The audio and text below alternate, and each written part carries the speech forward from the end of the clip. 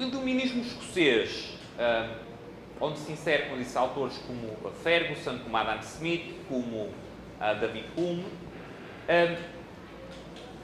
teve como principais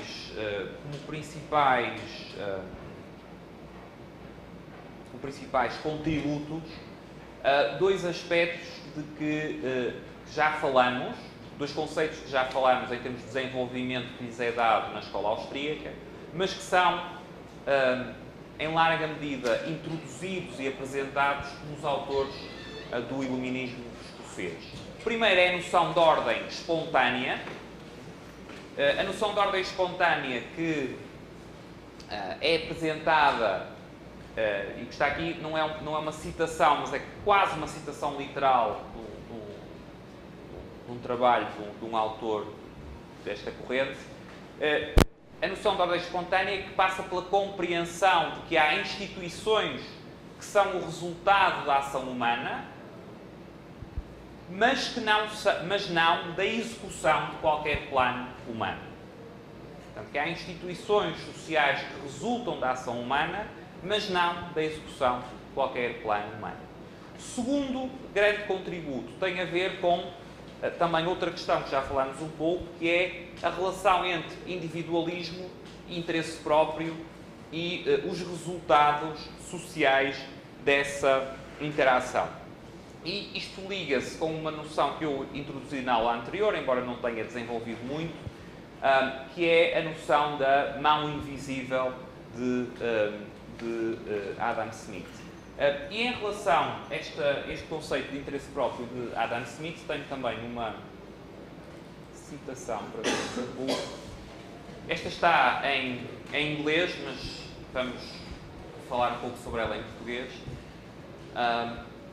Mas eu vou até, em vez de ler, vou traduzir livremente. Não vou traduzir literalmente, vou traduzir livremente. Então, esta citação é de Adam Smith. E Adam Smith diz o seguinte: em qualquer outra raça de animais, cada indivíduo, quando atinge a maturidade, é inteiramente independente e, no seu estado natural, tem pouca ocasião, tem pouca necessidade da assistência de outras criaturas vivas. Mas o homem tem quase constante necessidade de ser ajudado pelos seus semelhantes. É tal aspecto do homem como animal social, as vantagens da vida em sociedade. Isso está também aqui. E será em vão que ele esperará essa assistência apenas da benevolência dos outros indivíduos. O homem tem uma extrema necessidade da assistência de outros indivíduos, mas será em vão que ele esperará que eles o ajudem simplesmente por uma questão de benevolência. Ele terá mais possibilidades de prevalecer, de sobreviver, de prosperar, se conseguir interessar o amor próprio, o interesse próprio, podemos traduzir de forma mais larga, dos seus semelhantes a seu favor, mostrando-lhes que é no seu próprio interesse, para a sua própria vantagem, que deverão fazer aquilo que ele requer deles. Okay? Portanto, ele terá mais hipóteses de ser bem-sucedido, na tal necessidade que tem da vida em sociedade, se conseguir persuadir os outros de que é no interesse deles fazer aquilo que ele precisa que eles façam. Quem quer que oferece a outro um negócio, quem quer que propõe a outro um negócio de qualquer tipo, está, no fundo, a propor exatamente isto. Dá-me aquilo que eu quero e traz aquilo que tu queres. É o significado de qualquer oferta, de qualquer proposta deste género. E é desta forma que obtemos uns dos outros a larga maioria dos bons ofícios. Portanto, é desta forma que conseguimos que na larga maioria dos casos as outras pessoas façam aquilo de que necessitamos. Não é, esta parte final é a parte mais famosa, muitas vezes é citada de forma isolada, mas para perceber esta relação entre interesse próprio e mão invisível, a citação completa é mais útil só que esta parte final. Não é da benevolência creio que aqui é açougueiro, do produtor de cerveja, cervejeiro, ou do padeiro, normalmente um português, neste caso, que esperamos o nosso jantar. ainda que não na Escócia do século XVIII. Mas do seu regard, da sua consideração por seu próprio interesse. Não é? Ou seja, não é da benevolência de quem nos fornece os bens que nós, regra geral, esperamos o nosso jantar, esperamos a satisfação das nossas necessidades, mas da sua consideração pelo seu próprio interesse. Nós, quando nos dirigimos a eles, dirigimos-nos não à sua humanidade, quer dizer, à sua benevolência, mas maioritariamente ao seu interesse próprio. E nunca lhes falamos das nossas necessidades, mas das vantagens deles. Ou seja, quando eu vou comprar pão, regra geral, eu não vou tentar convencer o padeiro de que preciso muito do pão. A forma normal de eu conseguir pão é eu apresentar moeda que o padeiro valoriza mais do que o pão que me vai vender e que eu valorizo menos do que o pão que vou obter. Okay? Reparem que o Adam Smith está a dizer na maior parte dos casos. Ele não está a dizer que não há situações em sociedade que assentam na benevolência. Está a dizer que a maior parte das interações numa sociedade comercial, numa sociedade complexa, só poderão ser organizadas, não é? E entra a tal mão invisível, se assentarem no interesse próprio. Não é? Portanto, não está a dizer que nunca será possível, nunca haverá situações em que alguém recebe pão por benevolência. O que está a dizer é que numa sociedade complexa, numa sociedade comercial, a maior parte das situações, das formas pelas quais resolvemos nossas necessidades é por referência ao interesse próprio da parte com quem estamos contratando. Não é? Ou seja, o padeiro, se oferecer pão a todo mundo, rapidamente deixará de estar no negócio. Não é? Portanto, irá à falência. Agora, provavelmente, o padeiro oferecerá pão a um número limitado de pessoas, ou por razões de benevolência, ou por laços familiares. Não é? Portanto, eu costumo dar o exemplo, no meu caso, como um dos tios de minha esposa é padeiro, eu não entro nos requisitos aqui desde que casei com a minha esposa, não entro aqui nos requisitos da citação. Portanto, eu obtenho o pão da benevolência, o pão de jantar da benevolência, ou parte do pão da benevolência do padeiro. Mas a maior parte dos bens que eu compro, tenho que, infelizmente, recorrer ao método que o Adam Smith refere. Mas o que há aqui de mais importante é esta ideia de que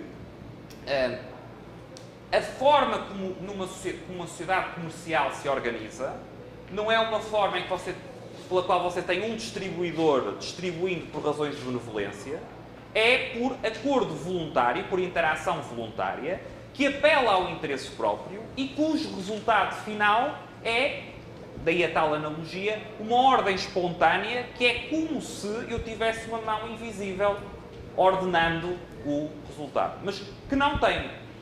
É uma ordem que emerge de todas essas interações que apelam maioritariamente de interações voluntárias que apelam maioritariamente ao interesse próprio.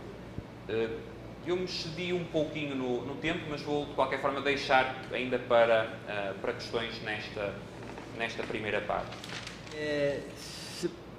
Assim, poderia explicar como é que é essa relação do liberalismo com as outras correntes?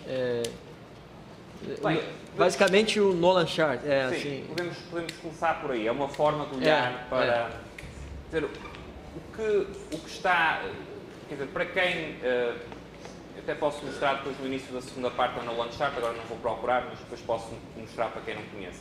Mas o que está subjacente à Nolan Chart é a ideia que você pode ter duas escalas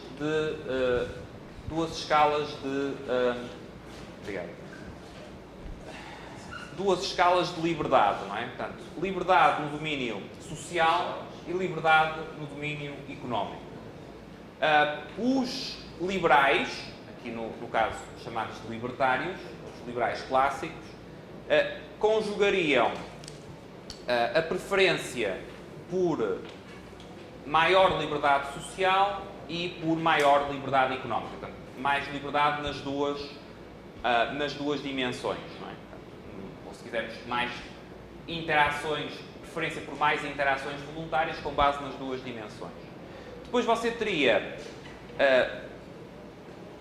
Um grupo que concorda com os liberais em termos de mais liberdade económica, mas que quer pouca liberdade em termos sociais. Quer, por exemplo, restringir costumes, quer restringir o consumo de determinadas substâncias, quer... Bom.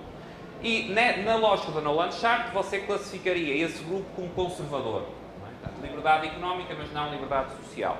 E teria um grupo, que chamaria de esquerdista ou de socialista, que é a favor de liberdade social, mas que não é a favor de liberdade económica. Sobre o esquema da Nolan Chart, eu acho que é uma forma útil de simplificar o que está em causa, mas acho que pode também simplificar demais. Aliás, não é por acaso que mesmo o que se inclui nas várias dimensões, nas várias versões da Nolan Chart, vai mudando, não é? Porque não é claro o que é liberdade económica, o que é liberdade social. Portanto, eu diria que pode ser uma boa forma, especialmente como primeira aproximação, de você considerar, digamos, em particular o aspecto em que o pensamento liberal realça as tais interações voluntárias, não é? Interações voluntárias em geral, nas várias dimensões. Mas depois, quando você entra em concreto no que é que você, nos 10 ou nos 20 itens que você considera que são demonstrativos das duas dimensões, acho que aí é um pouco problemático, porque você tem diferentes argumentos para algumas das coisas, para algumas das restrições, ou por outras palavras, o que é visto por algumas pessoas como restrição numa área pode ser visto por outras como algo que permite maior liberdade noutra área. E, portanto, é um pouco complicado, a meu ver, operacionalizar isto de forma satisfatória.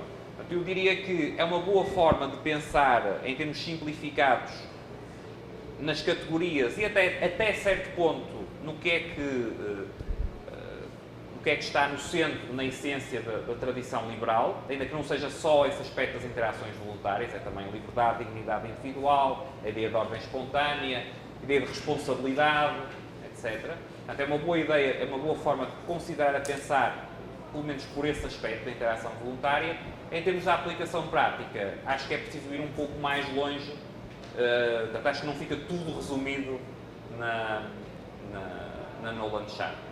Também, se ficasse tudo, não eram preciso 4 sessões, bastava 30 minutos para explicar o que é a Nolan Chart e estava resolvido.